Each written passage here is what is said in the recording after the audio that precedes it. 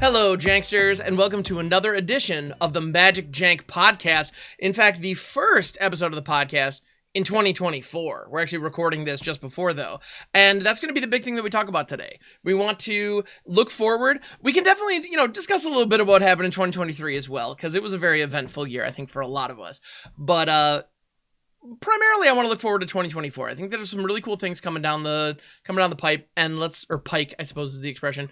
And let's go ahead and focus on that. But before we do, I want to give a huge shout out to MagicJank.com, the online marketplace where you can buy and sell Magic the Gathering product and gear. And we absolutely adore everything that they're doing over there for obvious reasons. And the MagicJank podcast, we're not biased or anything. I don't know what you're talking about. Not at all. But I'm realizing I'm also skipping over introductions, so I apologize for that. My name is Graham. I go by HamHawks42 on the internet, and I'm joined here by Carlo C. Favredo Jr. How you doing, man? Hello, everybody.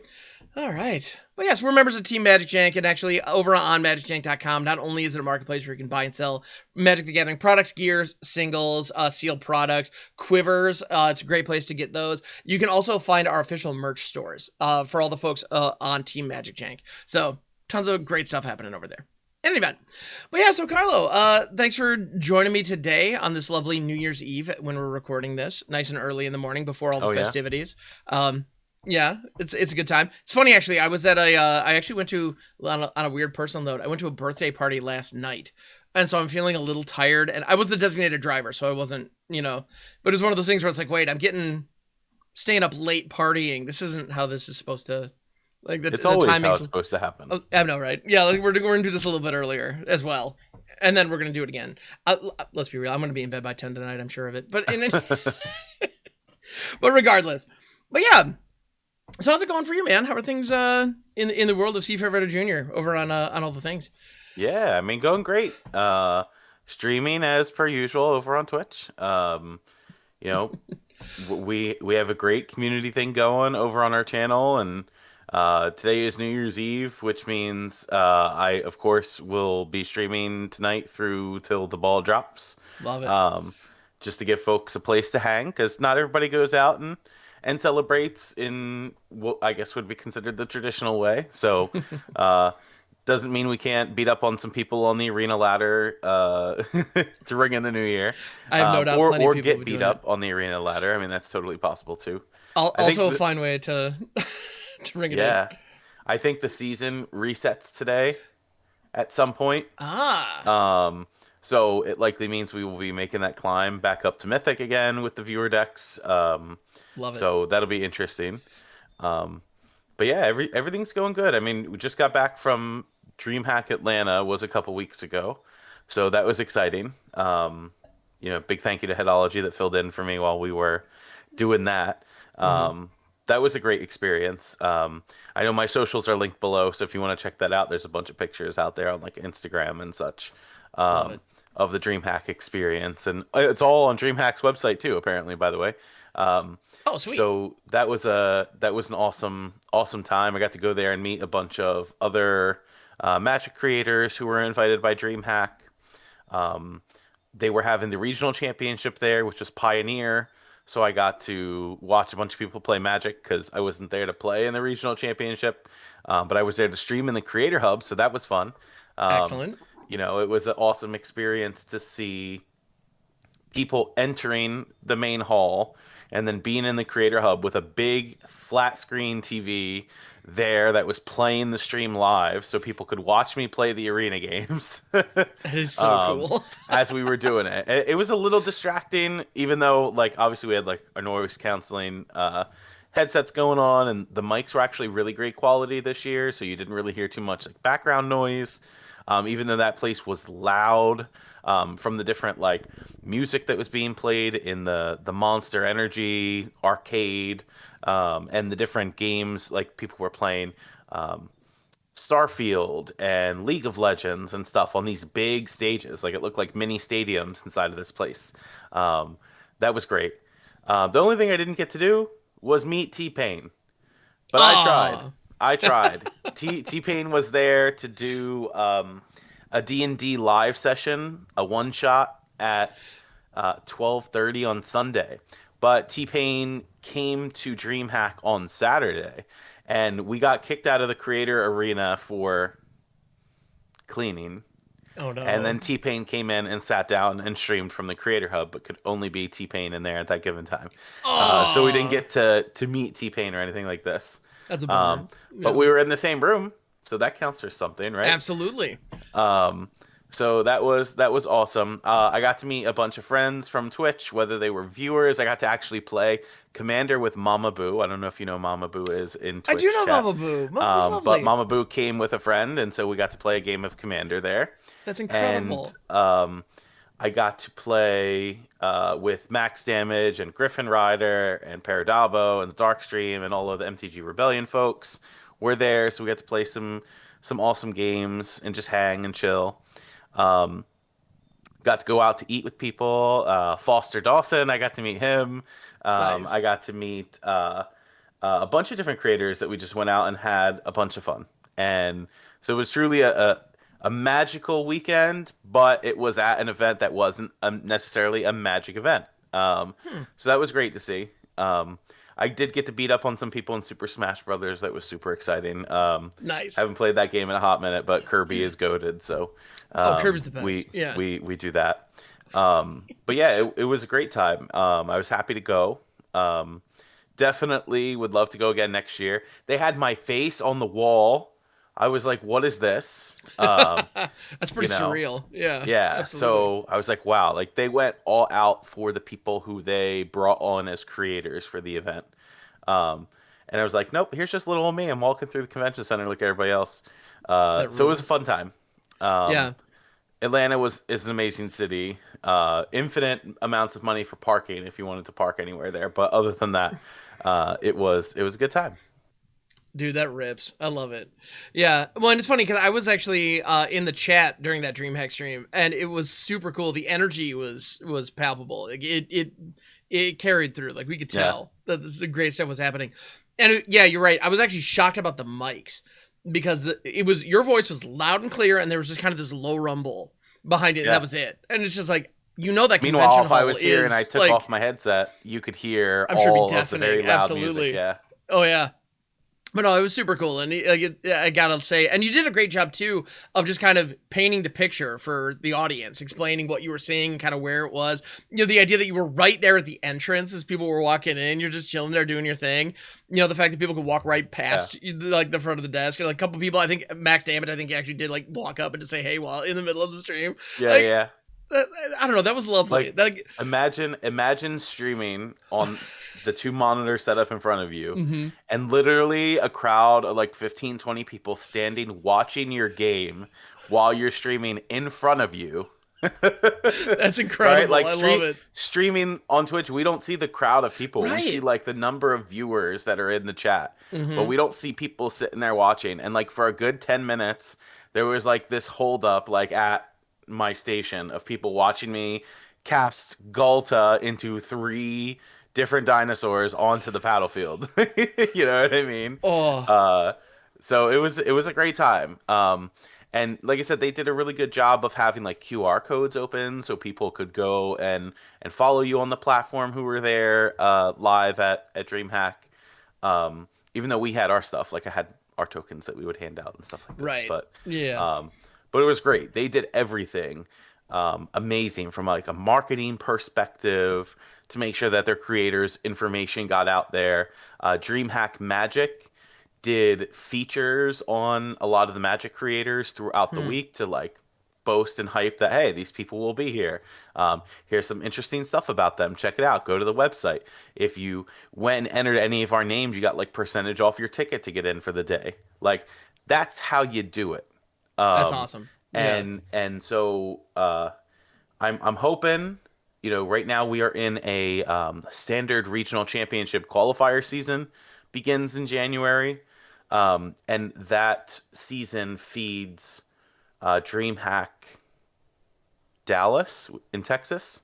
Um, so we got another DreamHack maybe to potentially prepare for, except this time playing in the event. So yeah, but we can get into that in just a moment. I love it. Yeah.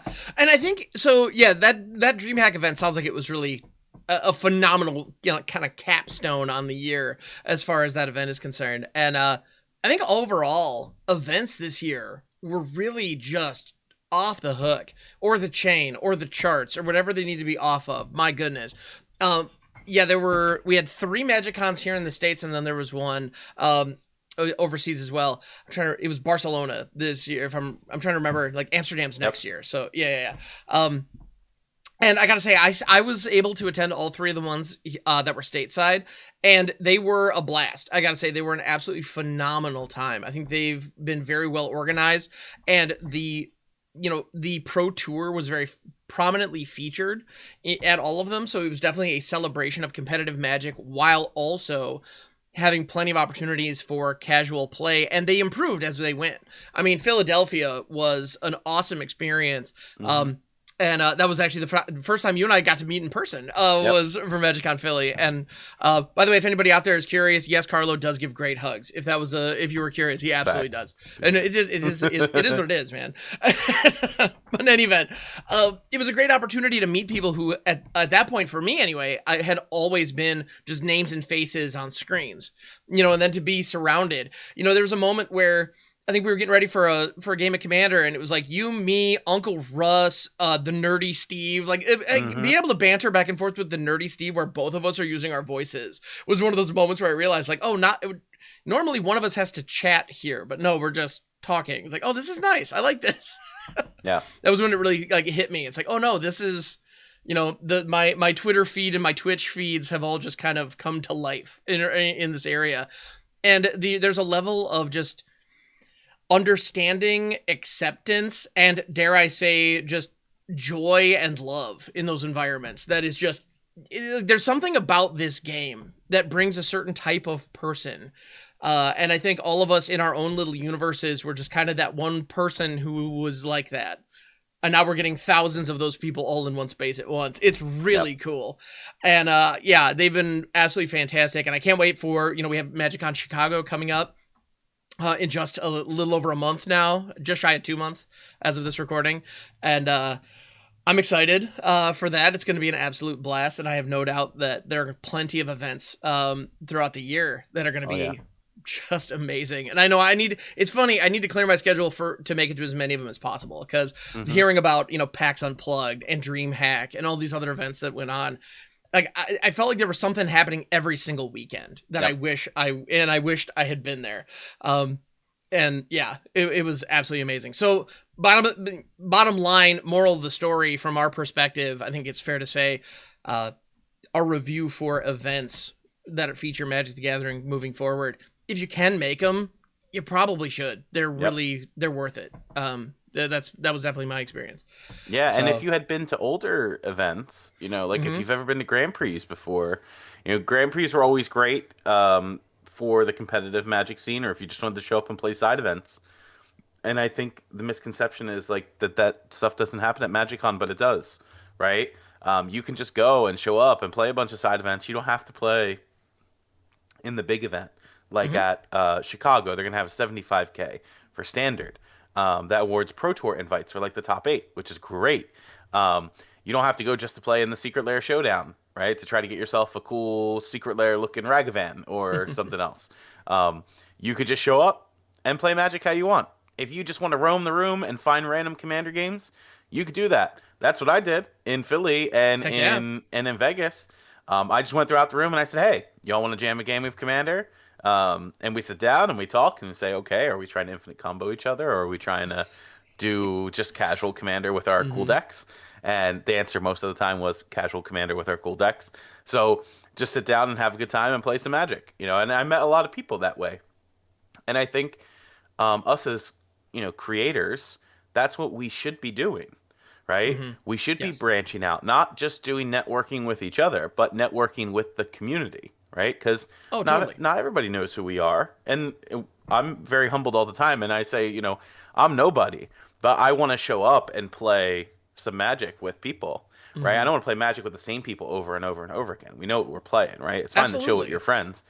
But I think those events are meant for meeting Magic players from all across the world and sitting down and just having fun with the game that we enjoy.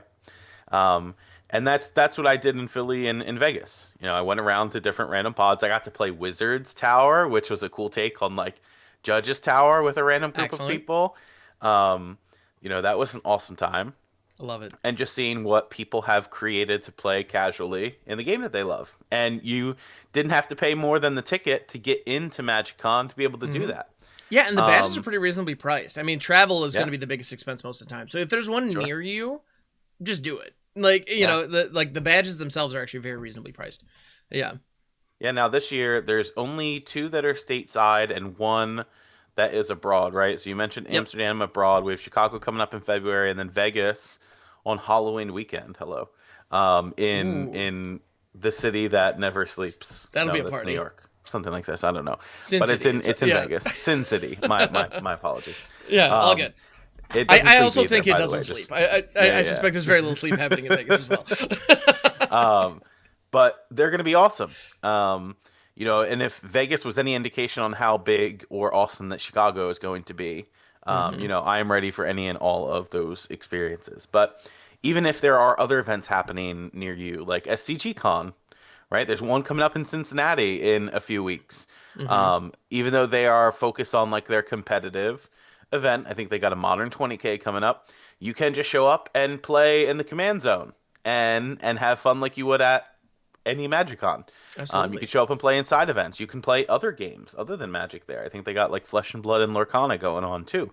Nice. Um, but tons of stuff that is available to happen. And SCG Con, and I would encourage any and all of you to check out their website because they have a couple different cities announced for January, February, March.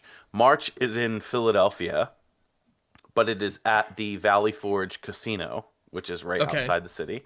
Got it. Um, but yeah, they're having an SCG Con there, so I'm definitely going to be at that one because it's in my town. Um, Heck yeah. and that's going to be 2 weeks after Chicago.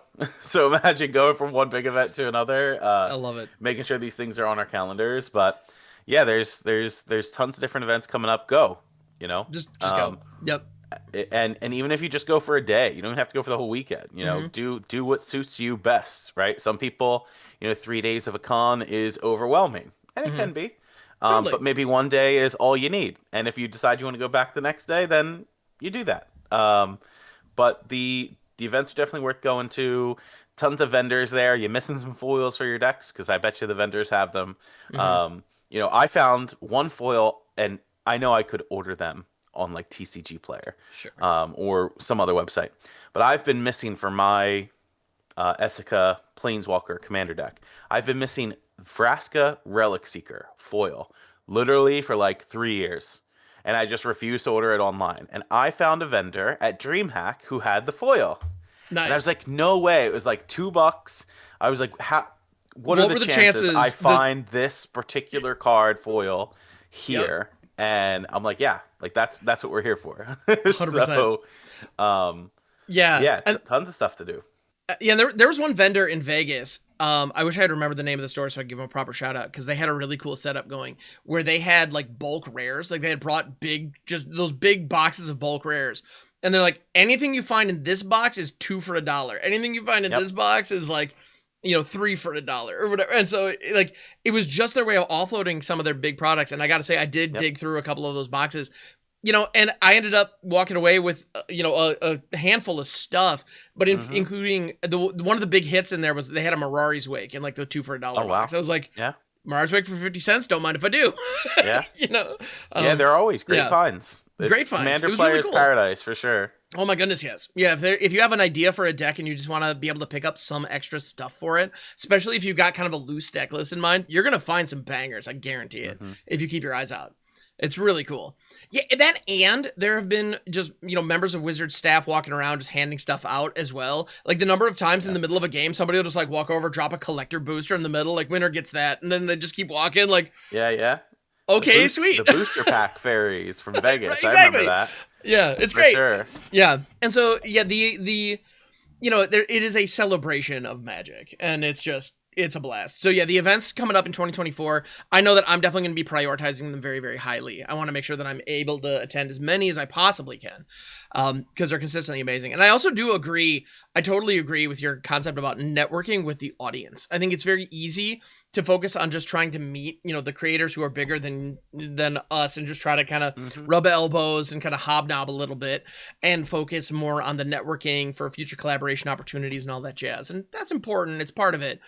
But some of the best, moments that I had in all the conventions I went to were during the random pickup games, where I was just in the command zone. Somebody's like, "We need a fourth." Like, all right, cool. And they just hop on in, sit down. Yep. And in those matchups, a lot of times the way that I handled it was I would just say, "Hey everybody, what's up? My name's Graham. I'm a streamer, by the way, but I'm not going to make a big deal about it. Hand out my cards." And it's just like, just give them all my little tokens with my QR code on it. And it's like, but anyway, let's play some games. So like, I'll acknowledge it. It is who I am. Here we go. But I'm not going to be like, you should check out my stream sometime. I'm not going to make a big deal about it. Let's play the game. And it was always a great time. Yeah. Yeah, and that's how it should be. Us as creators, we are ambassadors for the game. Like, no matter how you see it, right?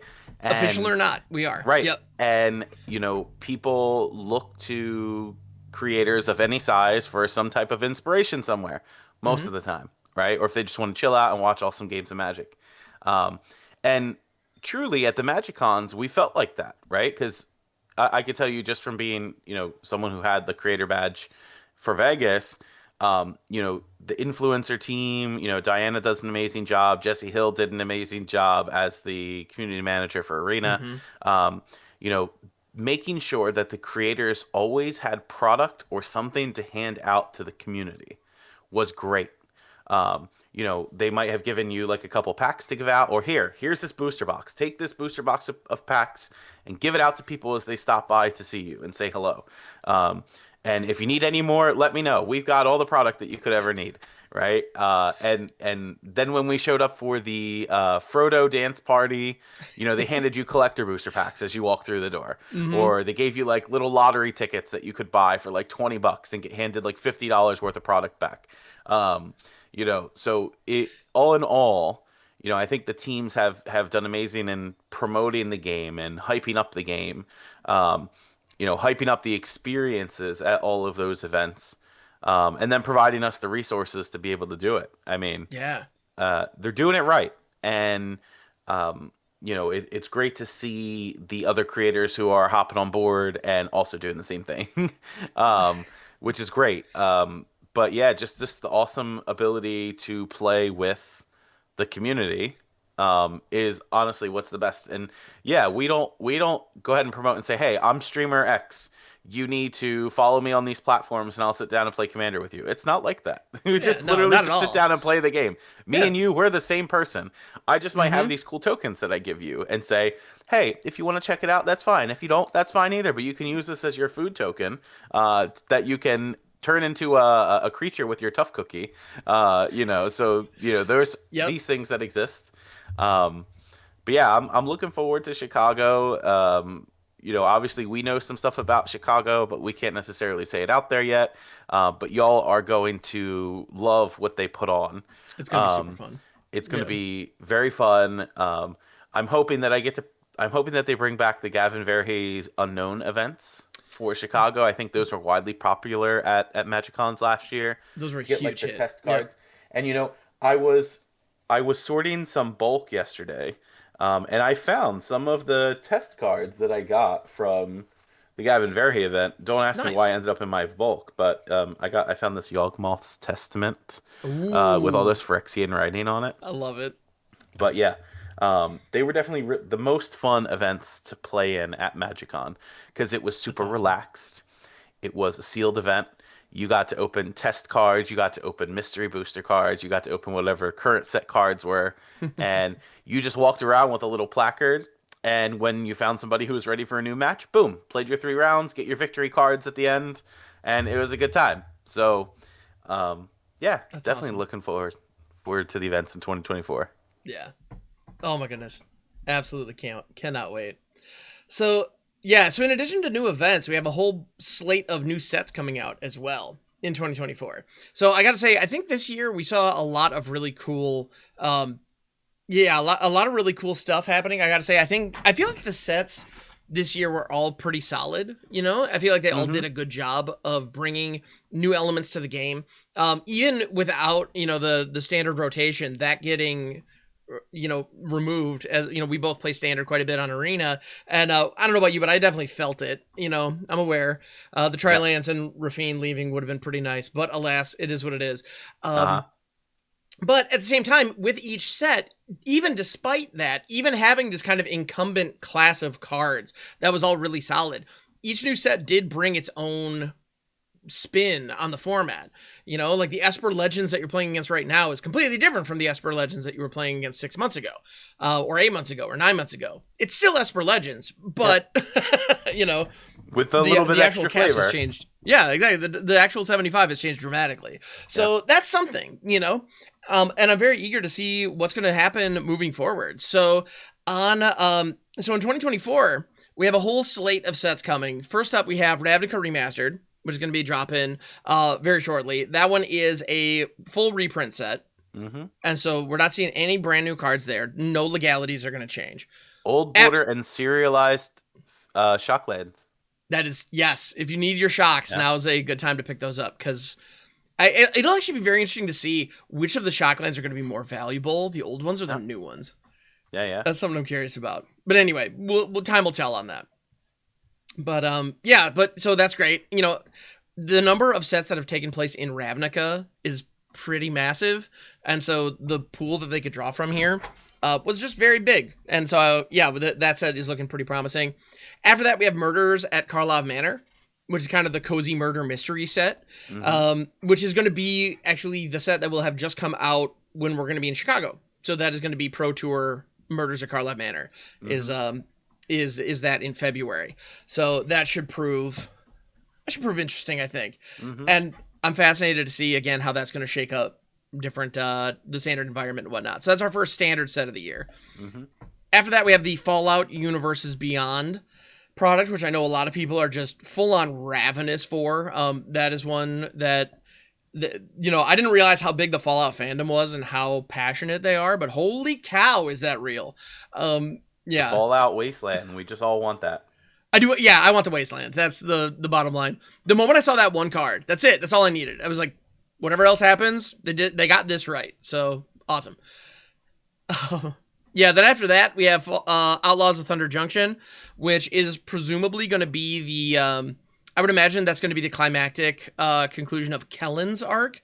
We've seen Kellen show up in every set since he was introduced, granted in the 2 sets since he was introduced.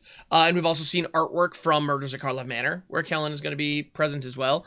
Yep. So, we know Kellen's dad, Oko, is going to be in Outlaws of Thunder Junction, so I'm very curious to see what happens there.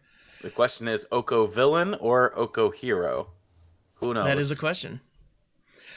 It's funny, too, because in March of the Machine, I made a prediction that I stand by, for the record, that... Well, I mean, obviously I stand by it now, but I made a prediction that Jason Vraska were going to come back as the new Phyrexian Praetors, and we've seen silhouettes of clearly Vraska and presumably Jace, in the Outlaws of Thunder Junction kind of Magnificent 7 profile shot, and so I'm very curious to see what the story is there. I'm surprised at how quickly those characters came back after a very enigmatic ending.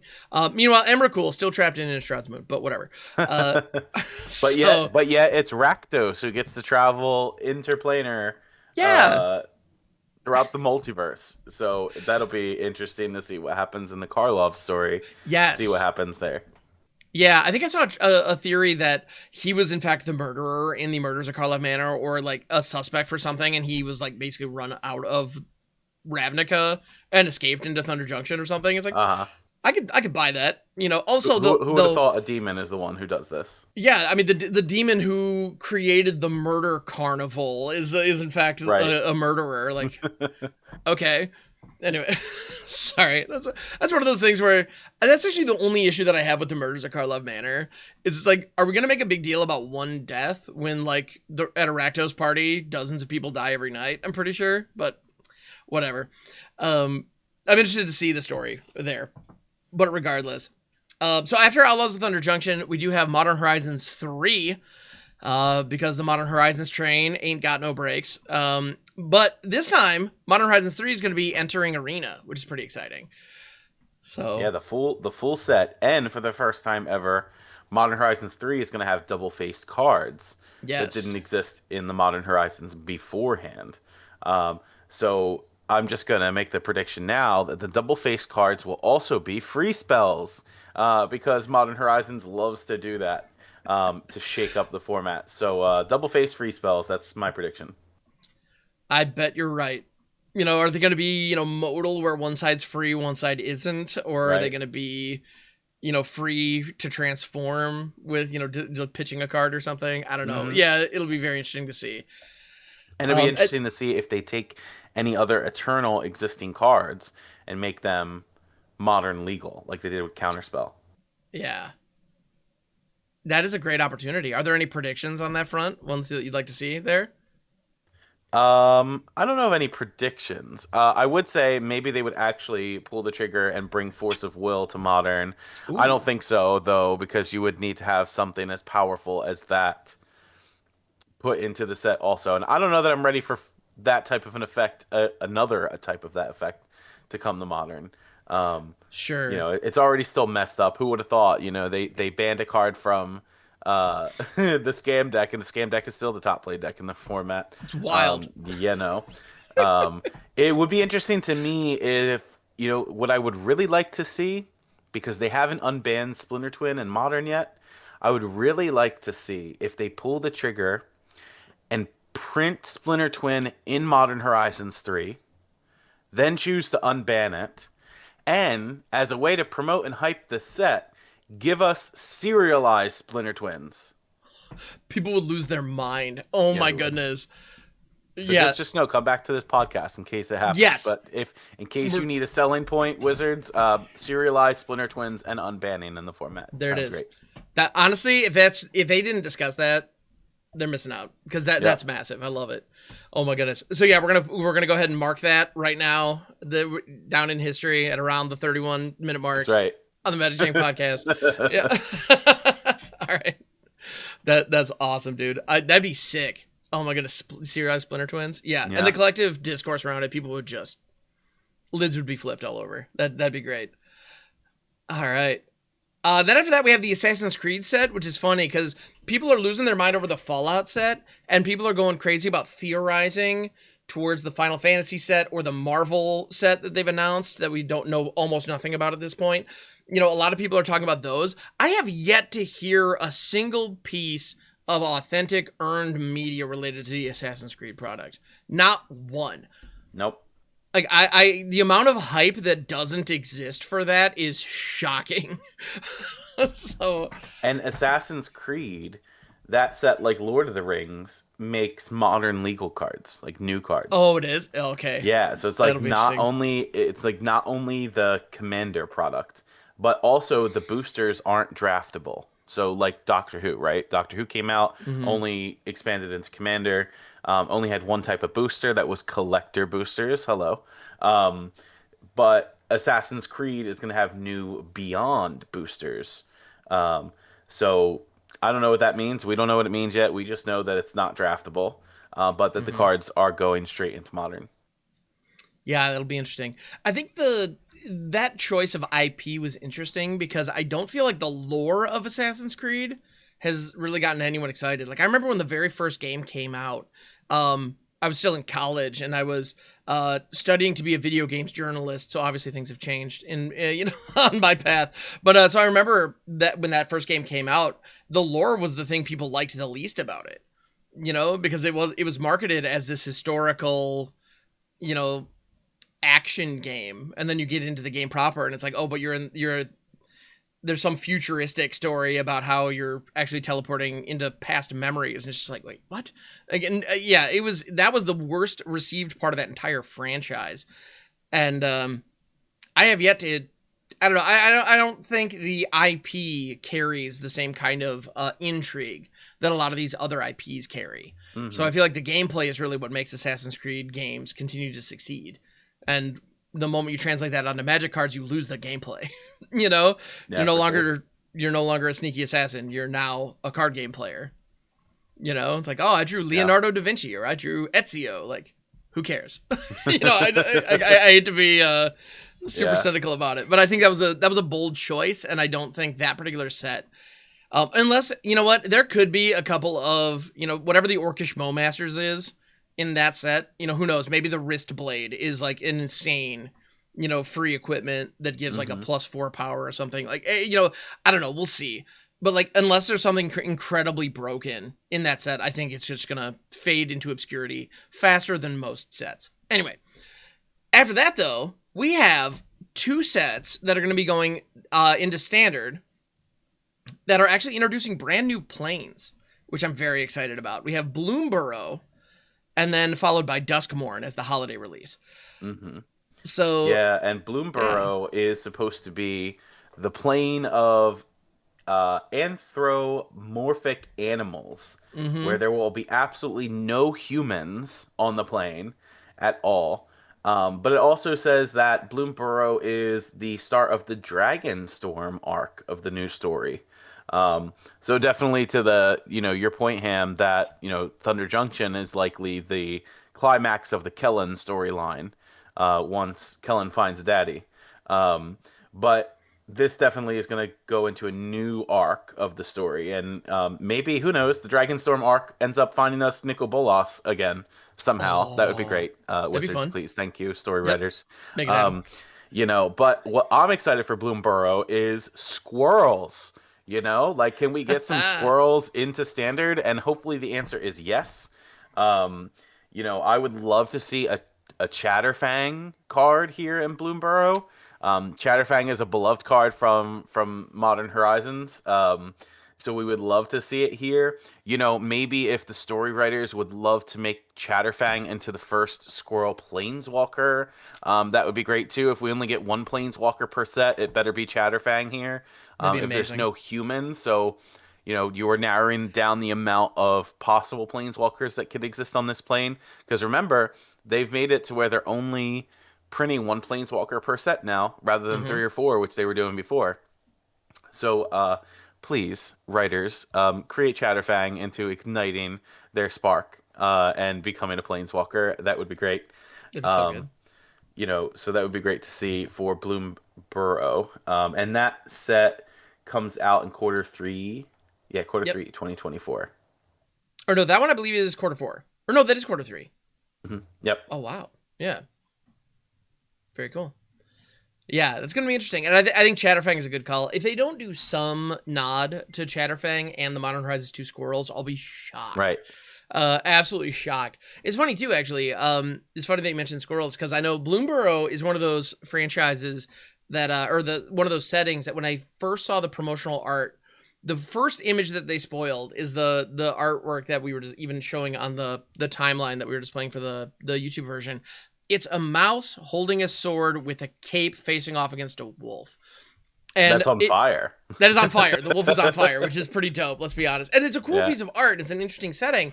But as somebody who was heavily invested in literature in the 90s and early 2000s, I mean, it's Redwall. Like, it's just, it looks exactly like Redwall. It's like, you mean to tell me that little mouse is not Martin the Warrior? Come on. Like, right.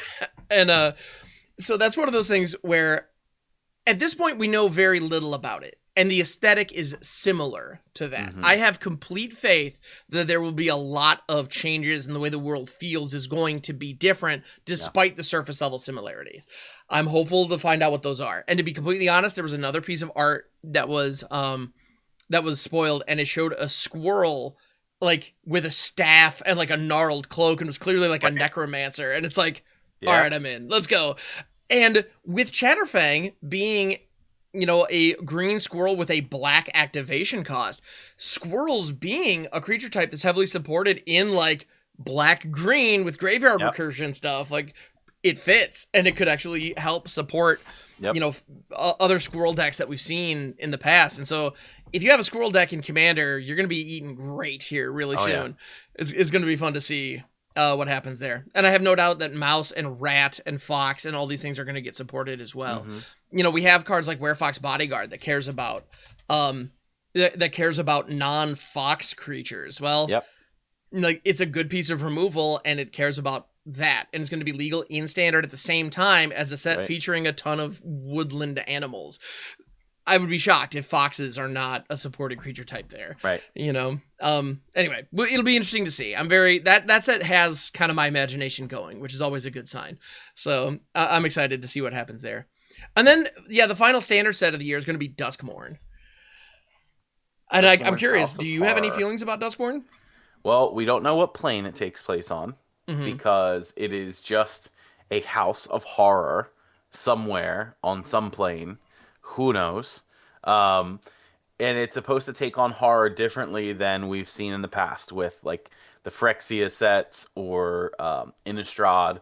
It's supposed to be something different. So the artwork is supposed to be incredible. And I think that, not that it wasn't in the other sets, but the preview artwork that they showed for it kind of showed, I mean, in my opinion, would kind of look like an Atraxa-like figure, but it wasn't an Atraxa-like figure because they said it's different than the Phyrexia sets.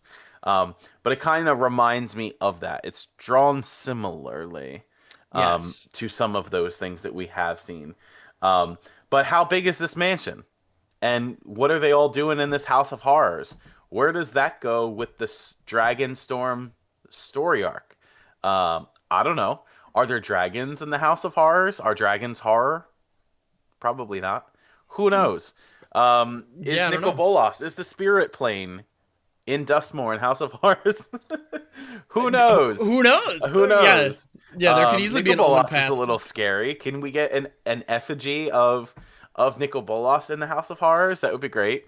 Yeah. My opinions are not based on Nicol Bolas being my favorite planeswalker, by the way. No, that's completely unrelated. Yeah. Yeah, that has nothing to do with this. But it would be interesting to see what they do. And, sort of to bring it back to like a card game playing thing. Nothing's rotating from standard until September.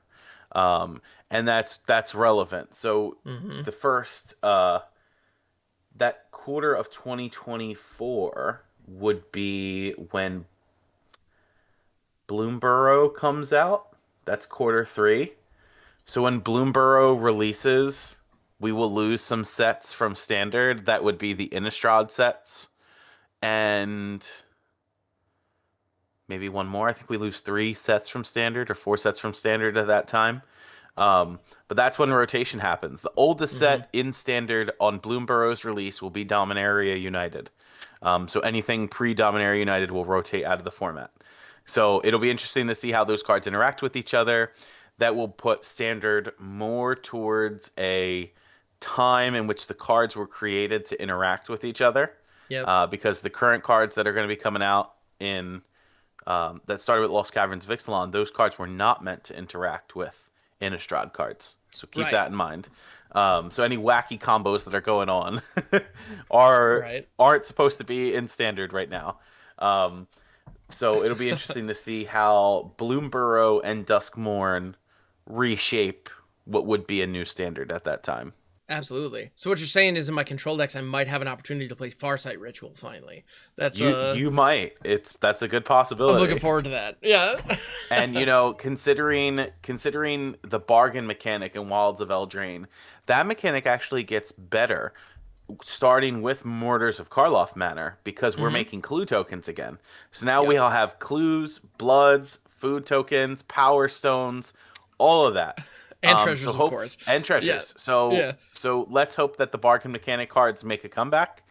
But they're interesting nonetheless. I'm missing people not playing Beseech the Mirror right now in standard. That card is ridiculous. And ain't nobody playing it. Hey, you know what? I got a tip for you. If you are missing Beseech the Mirror, play some Timeless. Because the Beseech the Mirror Tendrils deck is totally a thing. It is it's no joke. So, that's a thing. Anyway. But yeah. Good stuff. But yeah, so, it'll be interesting to see. And you're right, actually. And I you can't tell me, again, kind of going back to, in Bloomburrow, you can't tell me there won't be squirrel tokens. Or there rat tokens. Like, I come on. Like, they're absolutely going to be around. We've also reached a point where I think it's safe to say that food has become... I don't know if it's deciduous or whatever the specific phrasing for it is, but we see, evergreen. If we see enough of them, where I have a complete faith that they're going to be just like treasures. Mm-hmm. There will just be cards that make them, and we have Wilds of Eldraine right now, which obviously has a very strong food theme. Yep. But even in the Lord of the Rings set last year, that featured food prominently, and then prior to that, we had Throne of Eldraine, and then there's Yep. all the supplemental products are clearly leaning into food as a just a recurring, motif, and so yeah. The amount of just artifact tokens that are being created. Also, hot tip for any content creators who are listening: if you want to create a business card that you're going to hand out to people, make it a token that is popular. There it is. Yes, food token. Done. Boom. Make it a food token. Make it a treasure token. Make it make it a clue token. Blood tokens. Those are all. Yeah, exactly. But maybe not blood. But the other one that I think a lot of people don't have is the 3/3 beast that Beast Within makes, or the 3/3 elephant. Oh yeah. Those are really important. I know. Our buddy Jaffer actually was handing out 2/2 goblin shamans at one point, which I thought was brilliant because Fable the Mirror Breaker was like the most played card in Pioneers for a hot minute there. So it's like, you probably don't have this token. Here's one. It has my face on it, or an artistic variation of my face on it. Like, good call. Anyway, so those are all valuable. So yeah, actually with I was just thinking about how I needed to update my business cards because, like a chump, I decided to make the 1/1 prowess monk token that Monastery Mentor makes. Oh, well, good for you. The Monastery Mentor decks and standards seem to be making a comeback on the ladder. So they're useful. Maybe that's the thing. I have a quote on my stream. I don't math good, and I thought that on a prowess creature would be funny as a business card. So that's what I was handing out. Never mind the fact that that is a token that is only created by one mythic. It's like, yeah. So it's not the most useful piece of cardboard you can be giving out. Well, to be fair, Monastery Mentor used to be played a lot in other formats. Sure. It's a powerful card, but yeah. Turns out they take a card from that block, and then the power creep is just so unreal that some rares are better than that card, and you reprint it into standard, and it's not playable. No. Well, now starting to be again, but hasn't been for a while. Yeah. Even then, I haven't seen it too much, but in any event, But yeah. So no, I think with Chicago lining up with the Murders of Karlov Manor, I think clue tokens are the hot ticket item. So in any event, that's just something I'm going to make a note of for later. Yeah. But yeah, so I think this slate of products is going to be interesting. I also have complete faith that we are going to see about 70 to 80 secret layers that we just don't know them yet. So it'll be interesting to see what gets selected there. I am wondering if the hype train is going to start to slow down a little bit, though, because I think the level of burnout that people have been feeling over the last few years with products coming out has had a noticeable impact on kind of the discourse and general feeling towards the game. I don't think it's, I'm certainly not saying the sky is falling by any means, but I think wallet fatigue is very, very real. And I think Wizards, probably looking at sales numbers, I'd be surprised if they haven't seen that. I have no doubt that secret layers promoting certain products, certain art styles that came out 2 years ago sold significantly better than some of the ones that came out this last year. Not that they were significantly better, it's just the novelty factor was real, And in any event, so that'll be interesting to see. But all in all, I think this upcoming year is going to be a good one. We have got a lot of cool stuff on the horizon. I'm still incredibly stoked for Thunder Junction. I can't wait to see new Oko. Are they going to stay true to the feel of that original card? Just tweaking the knobs in a way that makes it not completely busted. I don't know. We'll see. Yeah, I'm interested to see. To read the lore. I love to read the lore. I want to find out what's happened to Vraska and Jace. Are they villains? Are they still Phyrexianized? If they are Phyrexianized or completed, do they still have their Planeswalker sparks with what happened in Aftermath? Yeah, who knows? We don't know. Are they just going to be creature praetors? What? And if that's the case, are they infecting people? Right. How does that work? They did all that work in the storyline to make sure that New Phyrexia was set apart from the rest of the multiverse. It's trapped. And we haven't seen anything really of Phyrexian nature with the current story. Hmm. And so it wouldn't make sense of them not to address it in Thunder Junction when you Agreed. see those planeswalkers come back. Yeah. Um, and if so, did they get Oko? Oko Oh, likes to could you elk a lot of things. I want to see. I want to see Oko making elks with Phyrexian oil pouring out of their ears or something. Like, hello, making um, Phyrexian elks? I'm so in. Let's go. Phyrexian elks. Let's do it. Oko infects a whole plane just by making things elks. I love it. Sounds great to me. But yeah, and to see how the other characters who are there with them in Thunder Junction, I think that's going to be a really good storyline. Not Hmm. saying there hasn't been any good storylines so far. I mean, I enjoyed the Ixalan story. Um, the Murders of Karlov Manor, of course, is going to have its own thing with the murder mystery. Hmm. But Thunder Junction better be a banger, especially considering the amount of different characters from different planes who were in the preview art for that. Yep. Explain this to me. How did this happen? Right. Even though people don't have Planeswalker Sparks. Who's the only Planeswalker in Thunder Junction? Who? I assumed it would be Oko, but maybe not. It could be just about anybody because you're right. Like Vraska Jace, we don't know Right. what the story is, and we know they're in the promotional material. They'll presumably play a part in the story. Will they even get cards? I'm Right. assuming because they're leading with them, but who knows? I mean, like Sure, yeah. it'll be interesting to see. Yeah, yeah. I don't know that I gotta say of all of the various hype pieces that have come out recently, that one, like Thunder Hmm. Junction, is the one that I keep going back to. It's like, okay, whatever Yeah. happens, like this set needs to be great because Right. I am so excited for it. And it's funny, I'm not even a big Westerns fan. Like I don't know why, there's something about that just like Hmm. completely got me. But it sure did. Like Oko in a cowboy hat.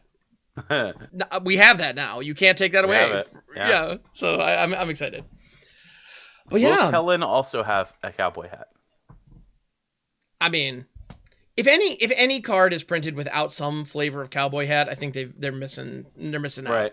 Like I want Rakdos to be, because the top of his head is like all fire. I Yep. want him to have like the brim of the cowboy hat, and the rest is just kind of burnt away. I think that'd be That's it. hilarious. I Yeah. like, and everybody needs a cowboy hat, and that's it. Imagine the memes coming out with cowboy hats just on all the different Magic characters. I Like, can't what would wait. they look like if they're on Thunder Junction? Here's a cowboy hat. Yep. And if you think I'm not gonna go Photoshop a cowboy hat onto Grothama when we're done here, Uh huh. oh my goodness, yeah. But yes, Grothama all devouring with a cowboy hat. That needs to exist now. It's gonna Oh happen, my god. right? And it's got to be the tiniest one too. It's got to be the little, just balanced on top, exactly. But yeah, all kinds of ridiculousness. I can't wait. The memes will definitely be coming. Yeah. All right. So kind of as we kind of roll it in or bring it in for a landing, this was a shorter episode by our standards, but at the same time, there's nothing wrong with kind of keeping it tight. Yeah. Yeah.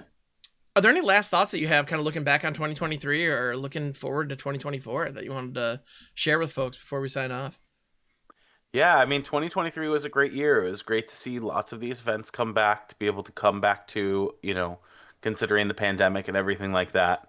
Um, it was great the amount of, um, I could say probably for both of our communities that have been able to Mm-hmm. grow on Twitch and other platforms.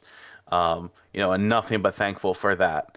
Um, looking forward to 2024 in terms of like goals for myself. I mean, I am going to attempt to start like a YouTube channel. I don't know how well it's going to work because I'm terrible with editing. You got Um, it. but we're going to try it. But we're going to see what we can develop from there. Um, and obviously still going to different events and things like MagicCons and playing a lot more paper Magic. I mean, not that I didn't play paper Magic a lot before. I did. It's just the events didn't exist.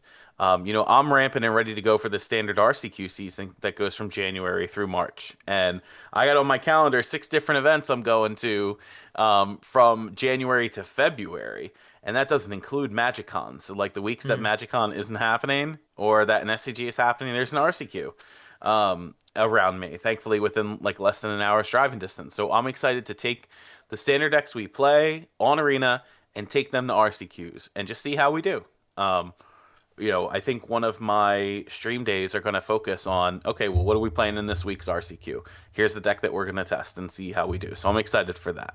Um, in terms of other things in 2024, what I'm hoping that we see in general is a return to the competitive scene. I'm hoping that Wizards makes that jump, and I hope that they eventually announce the return of something like Grand Prix or other events, or that they're paying another tournament organizer to organize competitive events. Because we heard Huey Jensen talk about the revitalization of Paper Standard, Mm-hmm. and phase one of that was extending the format rather than letting it rotate. Phase two apparently is just the 75K standard event at Chicago coming up, and the RCQ season we knew was going to happen anyway. We need more than that. We need tournament circuits to exist out there, and organizers like NRG, they do amazing. I love watching NRG's events. But again, they're not standard. They're the more played formats. I think there needs to be an incentive for these tournament organizers to run standard events in paper with coverage to get the hype up there for the format, because the format's great. I love standard. I play it all the time on Arena. I look at the results that are happening on Magic Online. Um, it's I play every Sunday. I'll be playing today at my LGS. Right, we're able to form our standard community back up. It's great. The format is awesome. Yeah, we might get upset at like domain and being able to up the beanstalk into ley line binding. Hint, hint, wink, wink. But we need something in paper Magic to help revitalize the format. One tournament isn't going to cut it.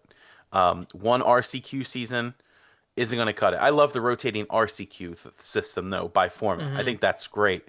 Playing a different format every couple months, great. Keep that up. But we need tournament circuits outside of RCQs that exist, that either are high stake or mid stake, like 20Ks or something, Mm-hmm. to get people more hyped to play the format. I think that's what's missing. And I think it would be a missed opportunity if Wizards doesn't take advantage of that, considering there will be a standard rotation and they've got 4 standard sets coming out next year. So I'm hoping that we see that, especially with the changeover to the new play boosters, Right. eliminating commander cards from them, which they used to have in set boosters. So I'm hoping we see that overall in 2024. But yeah, I wish everybody the most prosperous 2024. Whatever you got, your goals that you're thinking of accomplishing this year, you need to speak what you want into existence. You got to act on that motivation. You got to act on your ideas.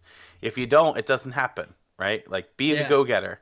100%. So if I had to give anybody a little piece of advice for the next year, if you want to do something, just do it. Because the worst thing that somebody can tell you, if you're trying to accomplish something and work with somebody else, is no. And if they tell you no, then you move on to the next thing, or Mm-hmm. you do something a different way. Um, but it's always worth taking the risks. So take all the risks to accomplish your goals this year. Heck yes. Dude, I love that. And that is a great way to look at um yeah, that's a great attitude to have going into the new year. Because a lot of the times people talk about resolutions and things they want to change.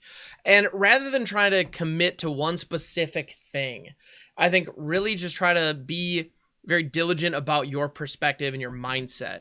And it's funny that you mentioned just put it out there, just say something, because that is the biggest thing. And it's funny that you mentioned that because one thing that I wanted to kind of be express gratitude towards in 2023 that happened for me actually was a result of me doing exactly that.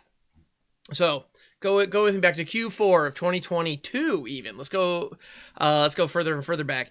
On my Twitch streams, I was averaging around 50 to 60 viewers, which if you know anything about the Twitch environment, in order to get partner, you need to average 75 for an entire month. And I was like close, but not quite there. And I just said, and I put out on social media that I was hoping to make a push for partner, that I would like to push for partner. And I started putting partner push in my titles. I went from like 50 to 60 viewers to 100 overnight, and it held. And that's not anything I did. That wasn't me being better No. or anything. The stream content was more or less the same as it had always been. But just putting it out there in the universe saying, hey, everyone, this is something that means a lot to me. And if you want to help Yeah. me out, this would be great. And the community came out of the woodwork, and as a result, in January of 2023, I was able to, get that little purple check mark. It's very much an achievement unlocked thing. It's not, if you're out there and you're not a partner on Twitch, don't be discouraged. It doesn't mean you're doing anything wrong, but that was something that I wanted, and I pushed really freaking hard for it. And the most important thing that I did was just say something and just ask for help. You Yeah. know, don't be afraid to ask for help in whatever you want to achieve, because a lot of people, probably more people than you realize, are in your life and would be more than happy to help you if they knew that's what you wanted. And so, yeah, I love that. Put it out in the universe, make it happen. Put it, like, be open about what you're trying to achieve, and you'll be surprised how many people step up and help you get there. It's a beautiful thing. Also, the Magic community in general is like one of the most generous and loving communities I could possibly imagine being a part of. So we're all out here for you. We all got your back. You know, if you're one of us, let's do great things together. And yeah, it's awesome. So I'm excited for the future of, you know, this game and what we've got to do together. And that's the biggest thing that I took away from 2023 was this was the first time that I went to a convention. And this is the first time I got a chance to be amongst kind of my people. Mm-hmm. And this community is something truly special. I don't think there's anything else like it on the planet. So if you're listening to this podcast, it's presumably because you like Magic and you kind of enjoy the energy we're putting out in the universe. Get involved, be plugged in, because it's great. We have something, we as Magic players have something special going on here, and we need to appreciate it and celebrate it. Because yeah, it kicks a lot of butt. So yeah, and just make sure anything else you do in 24, make sure that you're playing as much jank as possible. Yes, embrace the jank. Enjoy yourself. Embrace the jank. You know, if somebody tells you that playing a certain commander is a bad idea, you know, screw that. Play it anyway. Make it happen. Play the jank. If they're telling you your combo won't work in standard, or what you're doing isn't going to make an impact in Explorer or Pioneer or Alchemy or whatever format, Timeless, do it anyway. You can't be worse than Blood Moon, I promise. But you can do whatever else you want, right? Embrace the jank, play the jank, because that will surprise you on what you can do. Absolutely. Well, and also recalibrate your expectations and look at your goal in a given game. Like, I don't know about you, but I have commander decks where the goal is not necessarily to win. Like, if an opportunity presents itself, okay, great. But like, I'm going to try to ramp everybody at the table. It's like, okay, and I'm going to ramp you into your combo pieces that are going to kill me, but I want to see them. So let's make sure everybody gets there. I don't want anybody to get mana screwed. Let's go. And appreciate the play experience. And for the record, that's not just in casual commander either.